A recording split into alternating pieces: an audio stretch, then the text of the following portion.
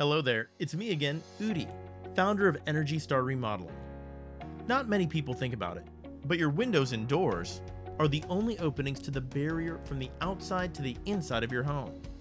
And because the glass of your windows cannot have insulation like your walls and ceiling, the UV rays of the sun, or brisk wind in the winter, penetrates into your home.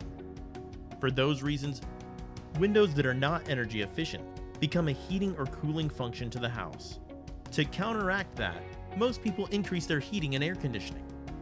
This is why it's so critical to work with an expert like us, in order to select the best and most energy efficient windows and doors for your home. Double pane glass windows capture a layer of argon gas between the glass to help deflect the temperature from the outside. The combination of glass and gas helps take the place of insulation. Windows and doors have a lot of functions for energy efficiency, and in fact, can help deflect 80% of the outside temperature from coming inside. By leaving that heat or cold outside, you can see significant cost savings just by getting the right set of windows and doors. There's one more thing too. Windows are beautiful accents for the exterior design of your home. The sleek aesthetic of the vinyl frames will instantly give your home a modern look.